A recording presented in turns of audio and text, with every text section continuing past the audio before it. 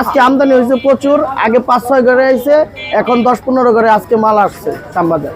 ১০-১৫ ঘরে আজকে উঠছে পেঁয়াজের বাজার প্রতিনিয়ত, প্রিয় দর্শক। এবং দেশে কিন্তু এলসির কথা বলে কিন্তু এখনো কিন্তু বাজারটা নিয়ন্ত্রণে আছে। দেখা যাক এলসি দিবে কি দিবে না, আমরা সেই বিষয়ে জানবো আসলে ব্যবসায়ীদের কাছ থেকে। অপরদিকে রসুনের দরদাম কেমন রয়েছে, পুরাতন পেঁয়াজের দরদাম কেমন রয়েছে, নতুন পেঁয়াজের মাঝে আজকে আবার একদিন ব্যবধানে কয় টাকা কমেছে।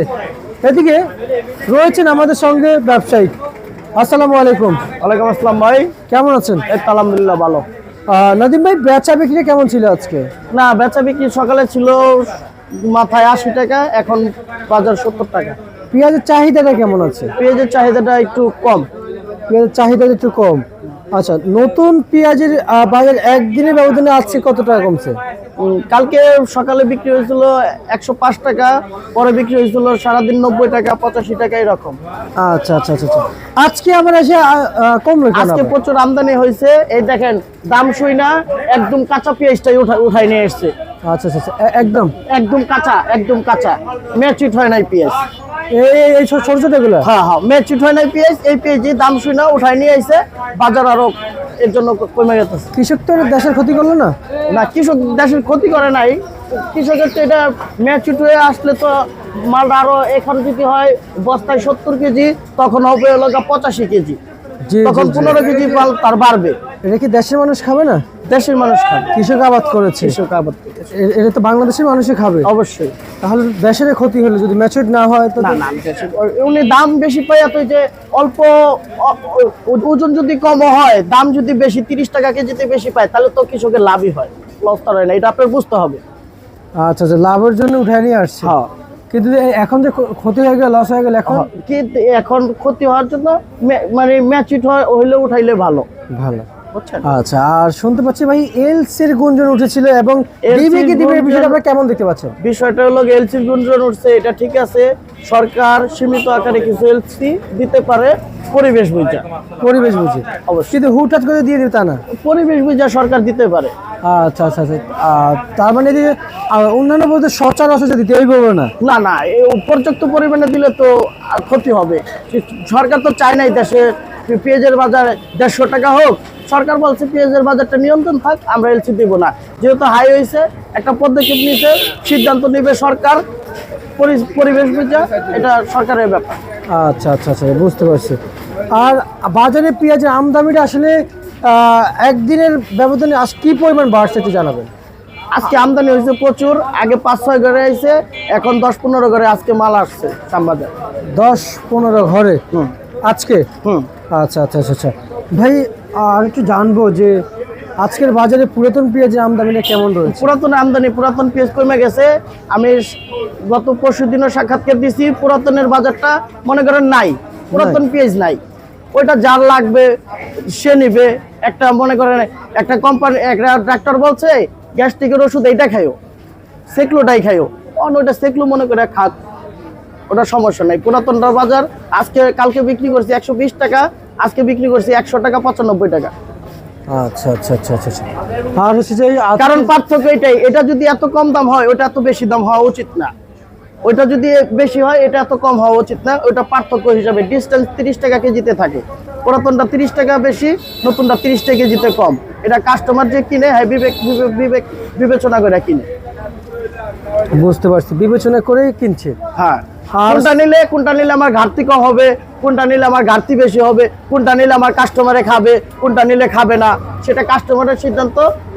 কেউ এটা নিতেছে ২ বস্তা, কেউ পুরান নিতেছে ১ বস্তা। যে কাস্টমার যেটা চাইতেছে সেটাই বিক্রি করবো দোকানে।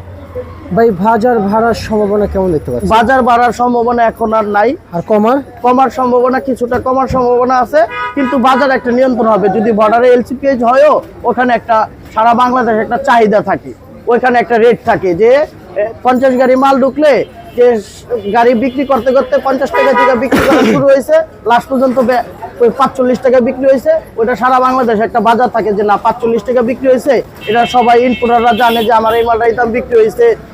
যেই সব মোকামে যাবে, ওই সব মোকামে জানে যে এই দাম বিক্রি হয়েছে। কিন্তু হতাশ হওয়ার কিছু নাই, এই পেঁয়াজ ৫০ টাকা কেজি এবছর পাওয়া যাবে বাজার। বাজার 50 টাকা বিক্রি করলে কি কৃষকের লাভ হবে, লস হবে না ভাই? কৃষক তো বলেছে যে লাভ হবে না। কৃষকের তো ভাই আমি যদি বলি আমার লাভ হয় কেমনে? আমি যদি এই পেঁয়াজটা 120 টাকা কিনি, আমি যদি 25 টাকা না বিক্রি করতে পারি, তাহলে আপনি আমার প্রশ্ন করলে তো আমি তো কমই, আমার লাভ হয় না। আপনি যদি কৃষকরা না জিগায়, যদি অন্য একজনের জিগান যে হয়তো কৃষক না, হয়তো কেবল আমার লাভ হয় না, আপনি অরিজিনাল যে কৃষকের সিদ্ধান্ততে আইব। বাজার অরিজিনাল যে কৃষক হ্যাঁ জানে যে আমার এই পেঁয়াজটা এত টাকা কেজি করে বীজ কিনছি, এত টাকা কস্টিং হয়েছে, এত টাকা পড়ছে, হ্যাঁ যে টাকার বান্ডিলটা গই নাই বুঝতে পারবো যে কত টাকা লাভ হয়েছে। আচ্ছা আচ্ছা আচ্ছা, বুঝতে পারছি। আর নাদিম ভাই, আজকে হাটের খবর নিয়েছেন? আজকের হাটের খবর ভাই নিয়েছি। আজকে হাটের বাজার খুবই কম, 3500-3600 টাকা পুরান মালের বাজার, আর নতুন মালের বাজার হলো আপনার 2800-2700-2500 এরকম আজকে। আচ্ছা আচ্ছা। আর হচ্ছে যে আর আজকের বাজারে রসুন কত বিক্রি ছিল? না, রসুনের বাজার ভাই বাড়ে নাই, আগের দামে আছে। উপরে 55-60, নিচে 40। নিচে 40, উপরে 55-60। 55-60 টাকা। আলুর বাজারটা আজকে হলো আপনার 25 টাকা 26 টাকা নতুনটা, আর পুরাতনটা হলো 12 থেকে 14 টাকা 15 টাকা আজকের বর্তমান বাজারে বিক্রি চলছে। আচ্ছা, আর আমরা একটু নতুন আলুর মার্কেটে যাইতে পারি, যে সামনে তো মার্কেট আছে, চলো আমরা একটু যাই। মার্কেট আলু আজকে বিক্রি হয়ে গেছে প্রায়। তাই? হ্যাঁ, আমরা একটু যাচ্ছি পিছনে, আপনি যান, আমরা একটু যাই। নতুন আলুর বাজারে কিন্তু আসলে হঠাৎ করে চাহিদা বেড়েছে, এবং বাজারে কিন্তু আগের থেকে কিছুটা পরিমাণ নতুন আলুর বাজারে কমে মার্কেট গিয়েছে। ফাঁকা হয়ে গেছে, সমস্যা নাই। পুরাতন আলু আছে, নতুন আলু বিক্রি হয়ে গেছে। না?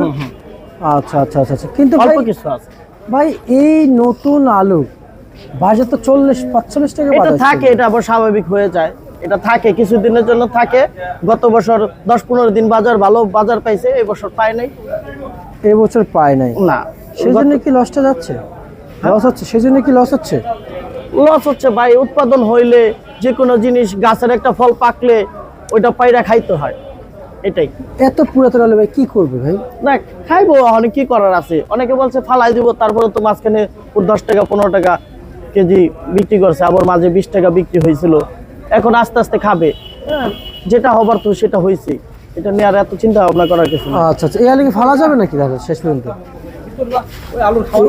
এই আলু কি শেষ পর্যন্ত ফালা দিতে হবে? না না, ফালাই দিতে হইব, ফালাই দিতে হইব না, বিক্রি হয়ে যাবে। বিক্রি হয়ে যাবে?